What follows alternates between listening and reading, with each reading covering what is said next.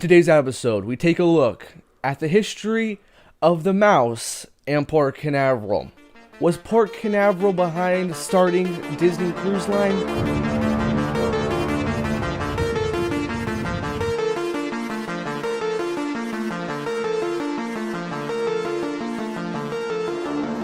Hello and welcome back to another episode of The History of. I'm your host, the Cruise Junkie here, and in today's episode we're looking into the history of the mouse and Port Canaveral. So first, in order to look at the history of the mouse and Port Canaveral, we have to go back to the 1980s. So in order to first get our look back at Port Canaveral, we have to go back to the head of the Port Authority back in the 1980s. The person who was the head of the Canaveral Port Authority back in the 80s was Charles Chuck Rowland. When Chuck took charge, Chuck brought a different approach to port management. He had a vision that was vital to the expansion of the cruise industry in the early days. The success of our cruise industry today is due to him. And according to Chuck, the cruise industry was a huge challenge. And I quote, he says, "I thought it would be helpful to have Mickey Mouse come over here and help us advertise, but Disney was very reluctant to have him venture off their property. After all, he was their trademark." But when the Queen Elizabeth II came over to Port Canaveral in December 1980, Rowland repeated his request for a Disney character to greet the cruise ship. And luckily this time, Disney was impressed at the distinguished ship choosing to stop at Canaveral. So they went ahead and set Goofy. And Rowland asked Disney if they could use the photos in marketing materials. Again, the answer from Disney was no. According to Rowland, one of Disney's Imagineers made an appointment to discuss some joint marketing ventures. And at the end of the meeting, they have come to the conclusion, finally, that there was 3 reasons for visitors to come to Florida: Disney, the beaches,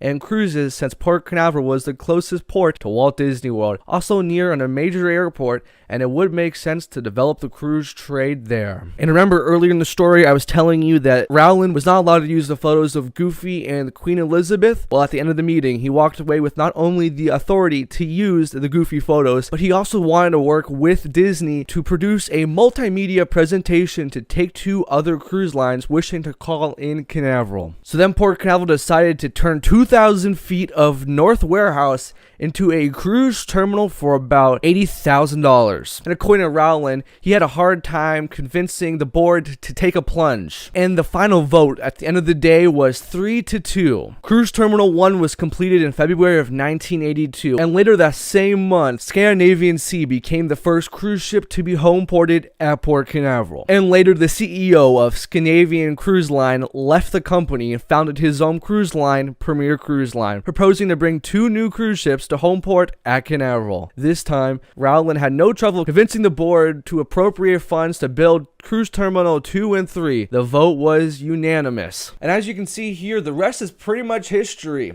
As you know, Premier Cruise Line had a partnership with Disney with the Big Red Boat. And in 1998, Disney finally decided to go all in and build their first cruise ship, the Disney Magic. That will be laterly home ported in Port Canaveral. The official cruise line of Walt Disney World brings you the cruise that comes with a Walt Disney World vacation free.